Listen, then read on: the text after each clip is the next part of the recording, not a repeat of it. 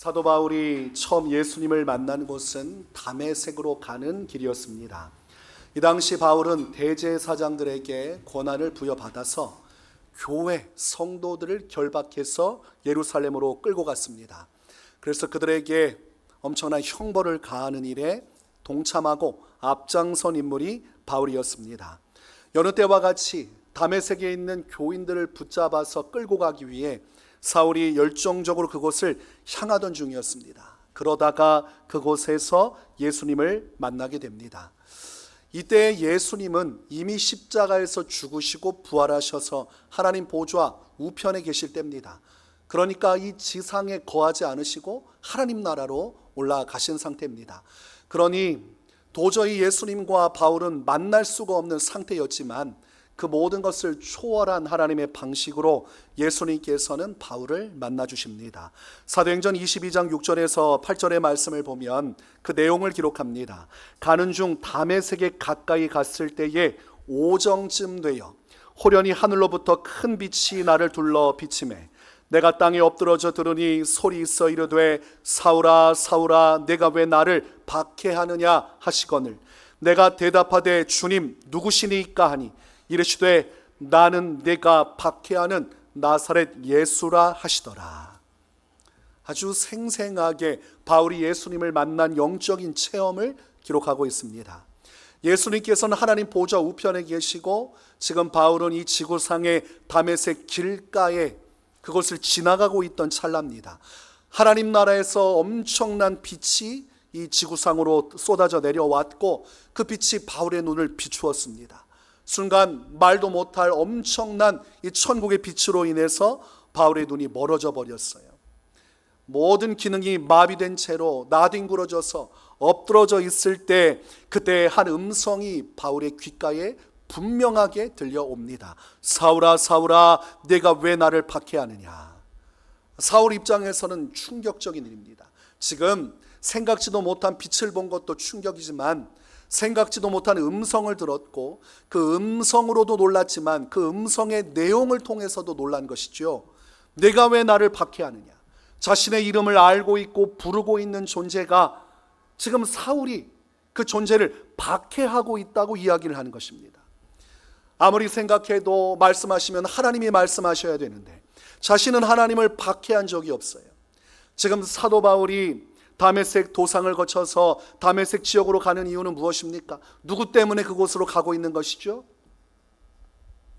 대답하셔도 됩니다. 누구의 영광을 위해 그 길로 가고 있는 것입니까? 하나님의 영광이지요. 바리새인 중에 바리새인이요 율법 안에서 태어나서 지극히 경건한 자로 살아왔던 바울은 율법 중심으로 살아왔던 사람입니다. 어릴 때부터 항상 율법을 중심으로 해서 다윗이 하나님의 율법을 소중히 여기고 그 말씀대로 살고자 했듯이 바울도 그 율법을 따라 살아왔던 사람이에요. 그런데 듣기로는 예수 이단의 괴수 그들의 추종자들이 이 율법을 부정하는 얘기를 하고 자꾸 예수 그리스도를 통해 구원을 받는다는 말도 안 되는 이야기를 하고 사회를 문란하게 하고 율법 자체를 흔들어대니까 바울이 하나님을 위해서 하나님이 주신 율법과 선진들의 이 온전한 믿음, 율법을 향한 그 열심을 따라서 그렇게 지금 가고 있는 것입니다. 그러므로 바울 입장에서는 하나님을 핍박하는 것이 아니고 박해하는 것도 아니죠. 오직 주님을 위해 가고 있는 것이. 그런데 초자연적인 현상 속에서 들려오는 음성은 지금 박해하고 있다고 말을 하니 궁금하죠. 도대체 누구십니까? 지금 내가 박해하고 있다고 말씀하시는 당신은 누구십니까? 지금 충격을 받고 묻고 있습니다. 그때 예수님께서 말씀하십니다. 나는 네가 박해하는 예수라. 그때 바울이 얼마나 놀랐겠습니까?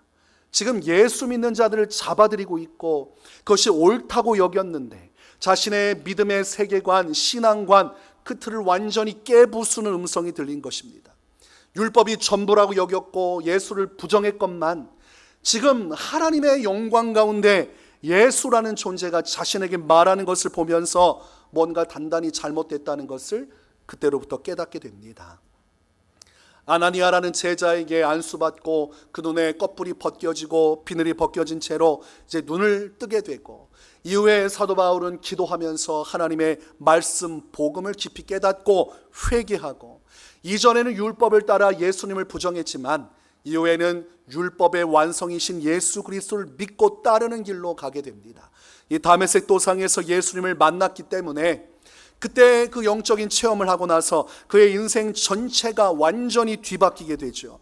전에는 교회를 핍박하고 무너뜨리고 멸절시키는 것이 하나님의 영광을 위한 것이었다면, 이제는 생각을 바꾼 것이죠. 하나님의 교회를 지키고 보호하고 세워나가는 것이야말로 하나님의 영광을 위한 것임을 바르게 깨닫고, 이제는 교회를 지키고 보존하는 사명을 따라 살아가게 됩니다.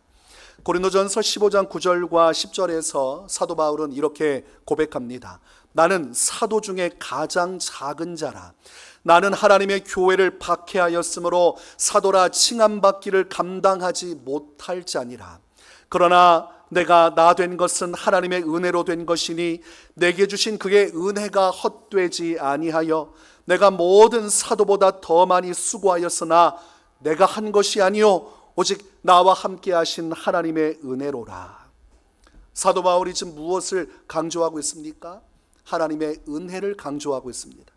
나는 내 행위로 보면 교회를 박해하던 파렴치한 인간이고 사도직을 맡을 수 없는 죄인이었지만, 하나님께서 은혜로 나를 받아들여 주사 내게 음성을 들려주시고 하늘의 영광을 보게 하심으로 진실로 진리를 깨달아 회개하여 구원받게 하시고, 이제는 우리 주 예수 그리스도의 나라와 영광을 위하여 사도로서 섬기게 하셨으니 그 모든 구원하심의 영광이 하나님의 은혜라고 고백을 하고 있습니다.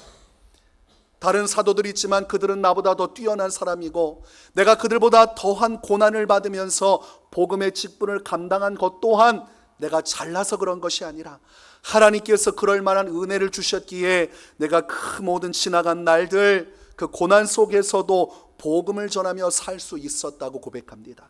그러므로 사도 바울에게 가장 감사한 것은 나를 구원하신 하나님의 은혜, 나의 영혼을 구원하신 그 은혜, 또한 내게 직분을 맡기사 주를 위해 살아갈 기회를 주신 은혜를 항상 마음속에 붙들고 살아갔음을 알 수가 있습니다.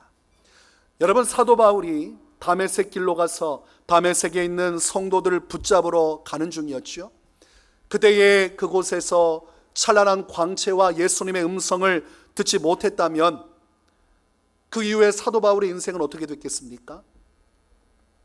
그 많은 바리새인들처럼 서기관들처럼 예수 그리스도의 복음의 대적자로 살았을 것입니다. 자신이 하는 일이 바른 일이라 생각하고 자신이 바른 진리를 따라 살아간다고 착각하며 살다가 죽어 하나님 앞에 섰을 때에 하나님께서 바울에게 말씀하셨을 것입니다. 나는 너를 도무지 알지 못하니 영원한 지옥불에 들어가라. 바울은 평생 율법을 붙들고 하나님을 위해 산다고 착각하며 살다가 결국은 영원한 멸망에 처했을 것입니다. 그래서 은혜라고 이야기하는 것이죠. 요한일서 4장 11절과 12절, 또 증거는 이것이니 하나님이 우리에게 영생을 주신 것과 이 생명이 그의 아들 안에 있는 그것이니라. 아들이 있는 자에게는 생명이 있고 하나님의 아들이 없는 자에게는 생명이 없느니라. 예수 그리스도를 구주로 믿고 예수 그리스도를 삶의 주인으로 모시고 살아가는 믿음이 아니고서는 생명이 없다는 것이죠.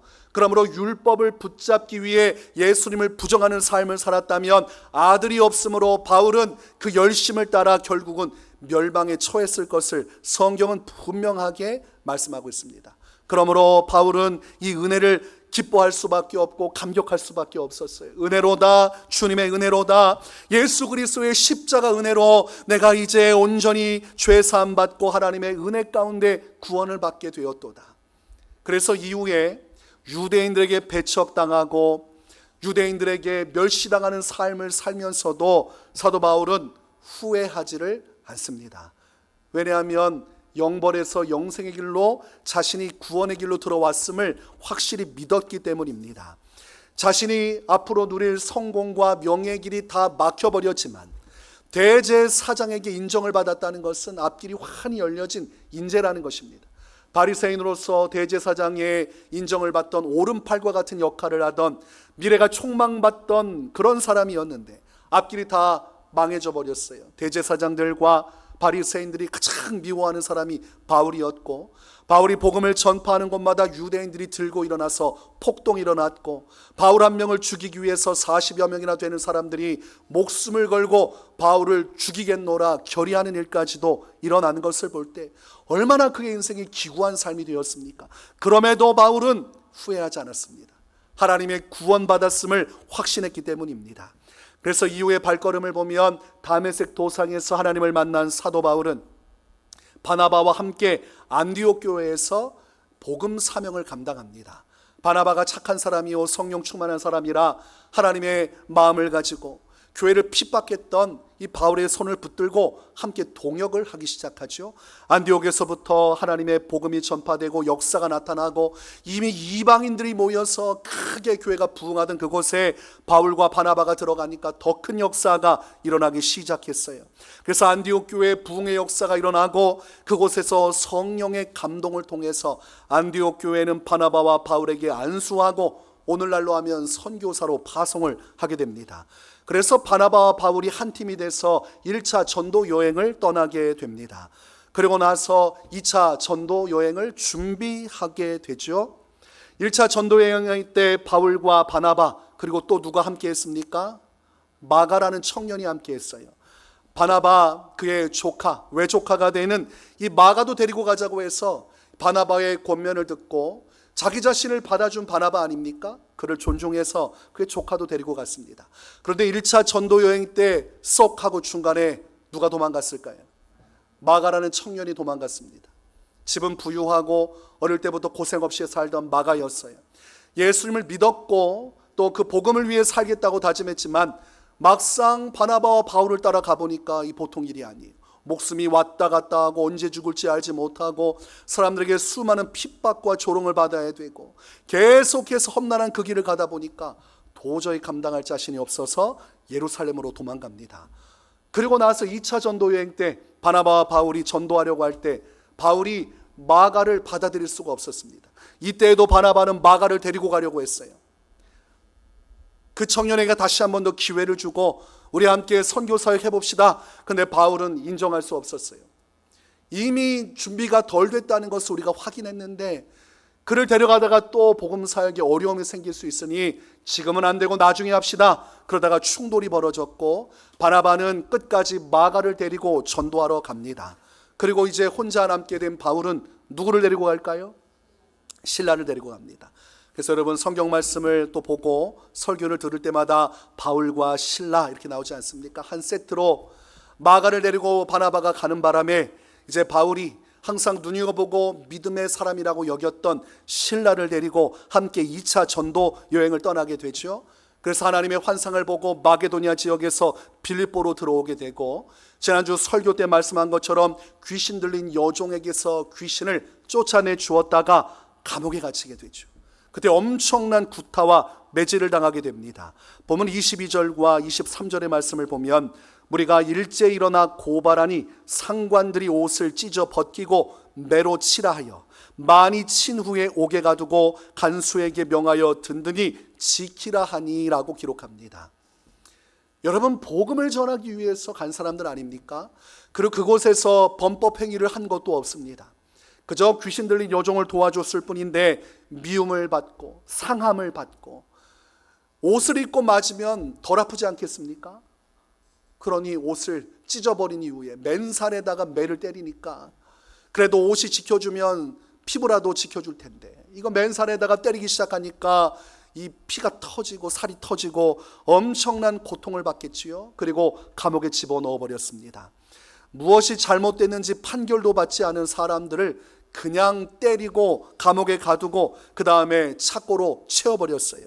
24절 말씀을 보니까 그가 이러한 명령을 받아 그들을 깊은 옥에 가두고 그 발을 착고에 든든히 채웠더니 감옥에 가둔 것만으로도 심각한 일인데 그들의 발을 완전히 수갑 채우듯이 채워버렸다는 것입니다.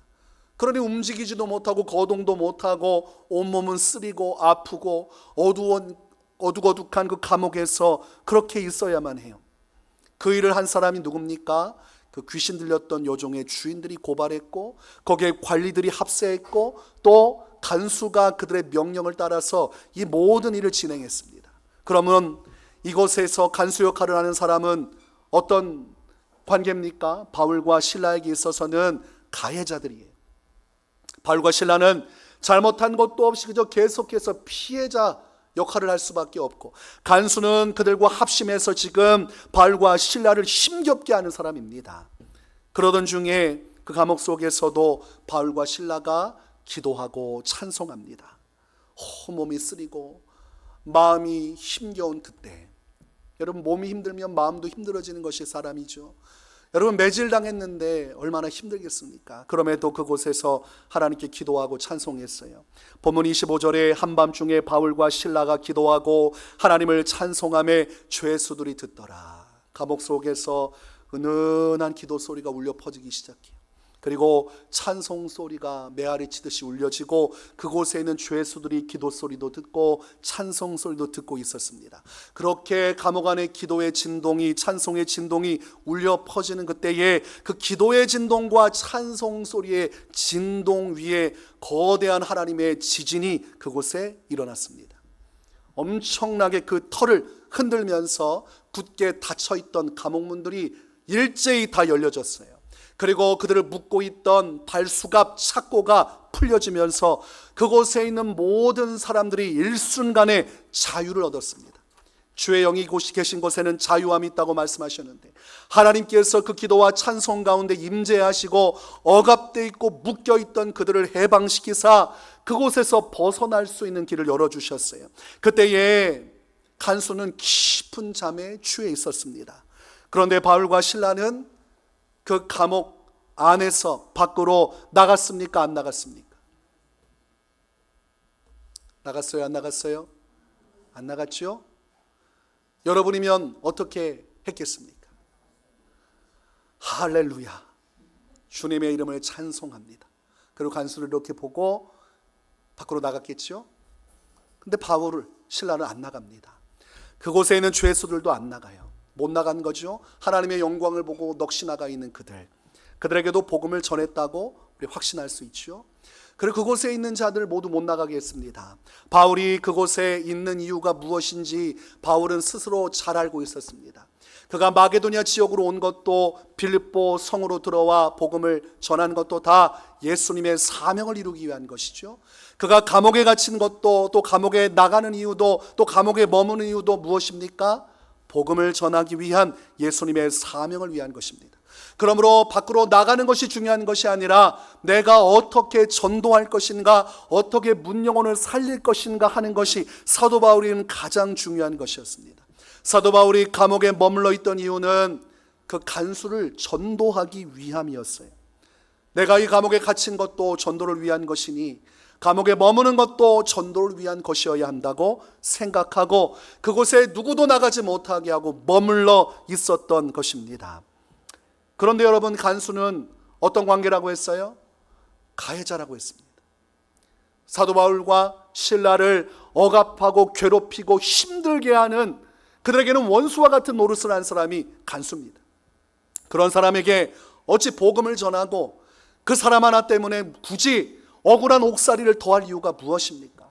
그래도 그 자리를 사도 바울은 지켰어요. 27절 말씀을 보니까 간수가 자다가 깨어 옥문들이 열린 것을 보고 죄수들이 도망한 줄 생각하고 칼을 빼어 자결하려 하거늘. 뒤늦게 간수가 시간이 지나고 나서 잠에서 깨어났습니다. 하나님께서 정하신 시간이 지나서 그가 잠에서 깨어났어요. 근데 보니까 감옥문이 다 열려져 있는 것입니다. 여러분이 간수라고 하고 잠에서 깨어났는데 감옥문이 열려져 있으면 여러분도 어떤 생각을 갖겠습니까? 다 탈옥했구나. 감옥문 열렸는데 누가 가만히 있습니까? 아니, 감옥문을 닫아놔도 땅굴을 파서 도망 나가는 것이 사람들, 죄인들의 습성인데, 아니 감옥문이 다 열려졌으면 100% 다 나간 거죠. 그런 보나마나 다 나갔다고 생각하고 그 현장에서 자살하려고 시도를 합니다. 칼을 빼서 자살하려고 하는 것이죠. 자, 왜 이 간수는 자살하려고 했을까요?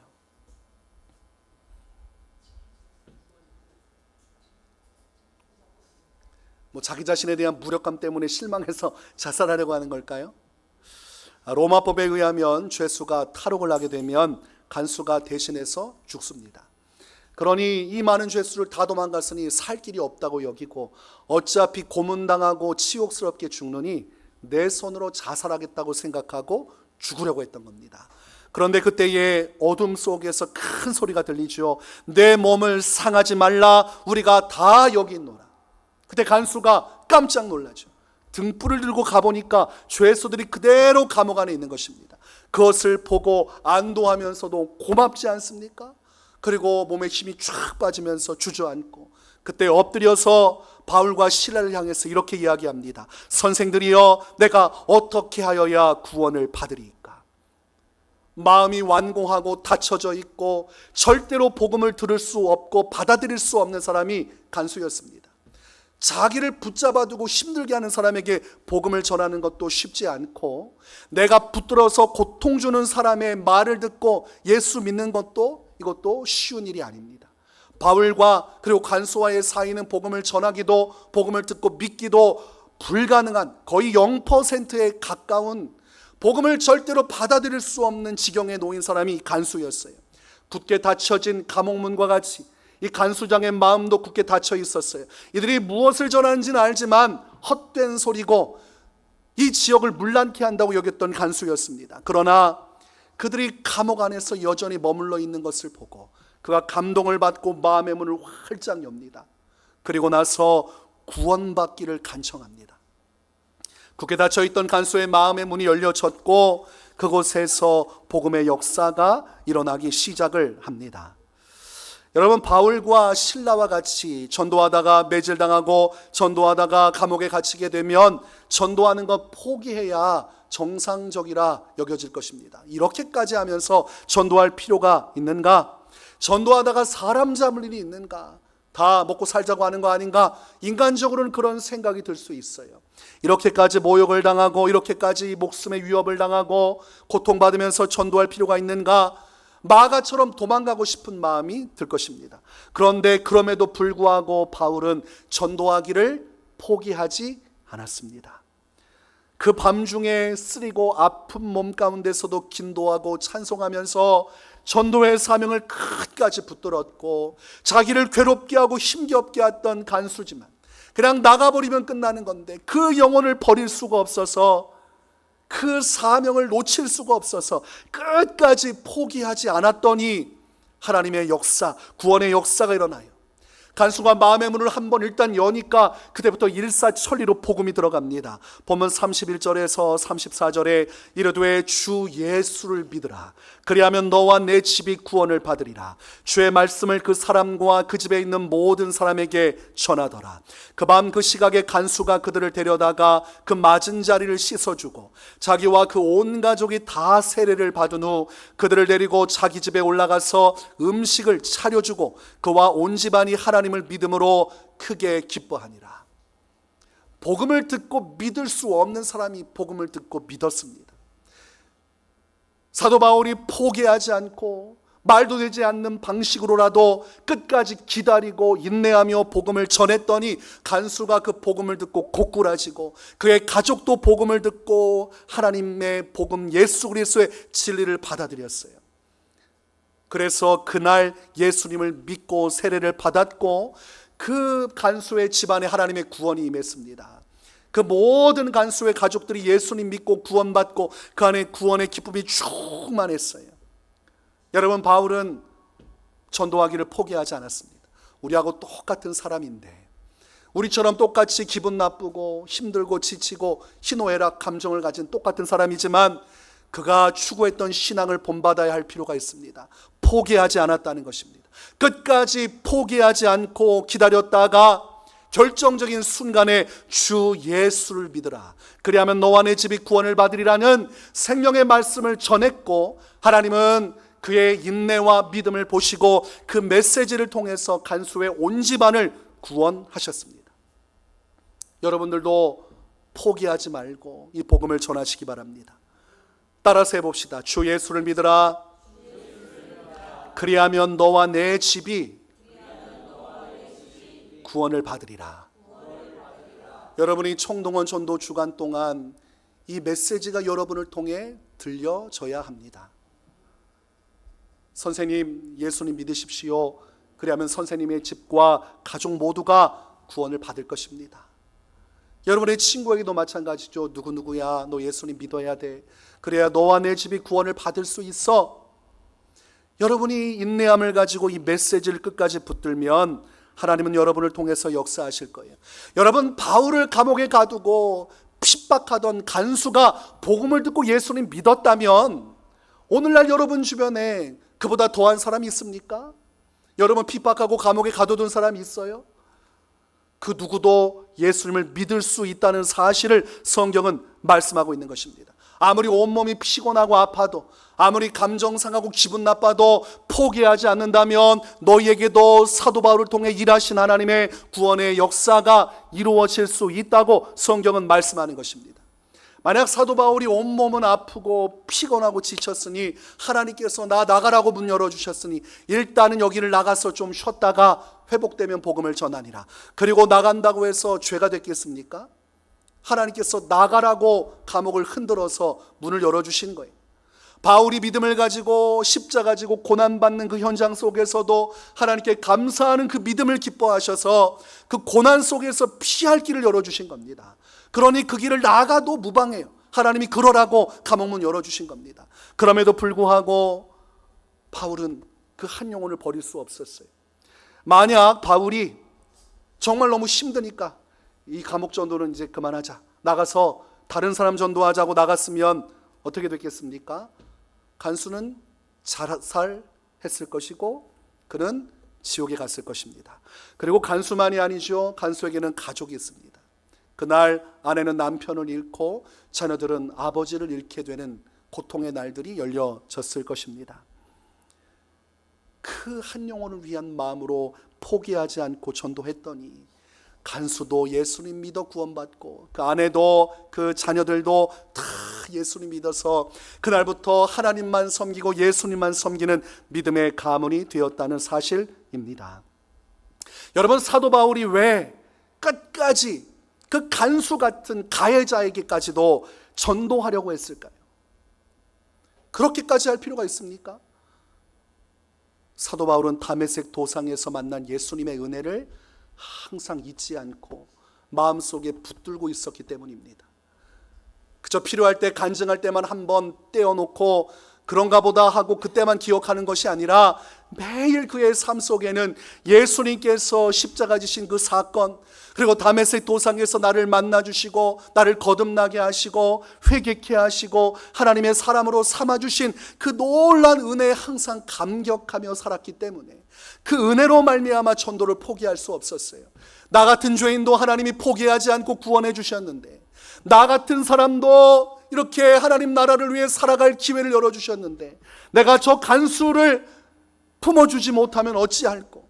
주님이 저 간수보다 더 악한 나도 용서하고 사랑하셨는데 나도 그 은혜를 받았으니 그 은혜에 보답할 수는 없어도 보답하기 위해서라도 최선을 다해 이 사람에게 전도해야겠다는 생각을 가진 것입니다.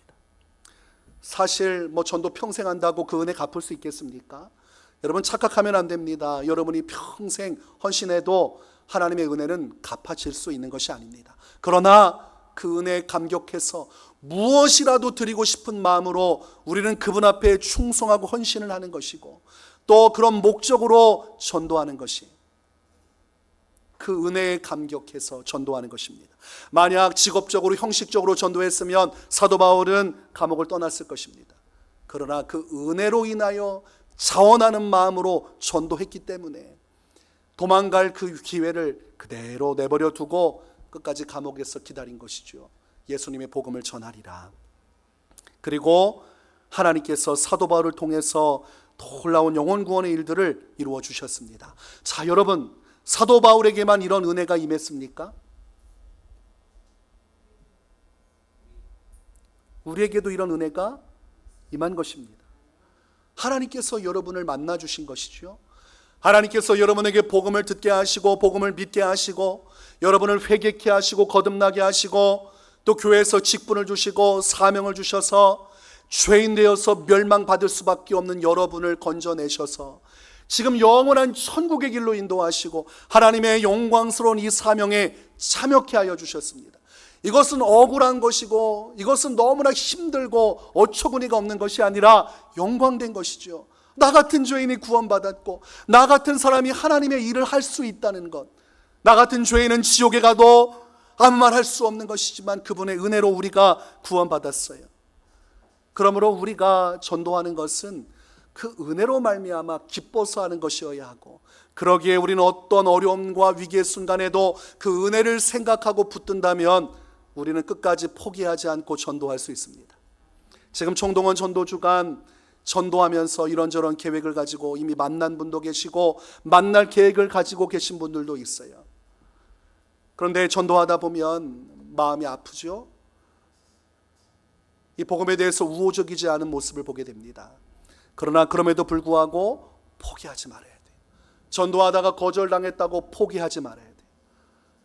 사도 바울처럼 그 은혜를 우리가 기억하면서 우리의 마음을 다시 한 번 더 굳게 세워야 하는 것입니다. 마음에 낙심이 찾아오려고 할 때 내가 굳이 이런 대접을 받을 필요가 있는가?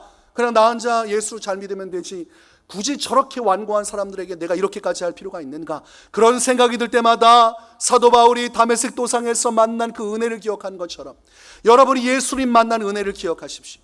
여러분에게 주신 그 놀라운 하나님의 구원의 은혜를, 그 놀라운 갚을 수 없는 은혜를 생각하십시오. 그러면 그 은혜 앞에서 다시금 일어날 수 있고 끝까지 포기하지 않고 이 사명을 붙들 수가 있습니다.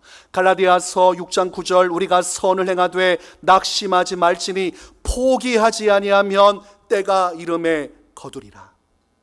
따라서 해보십시다. 포기하지 아니하면 때가 이름에 거두리라.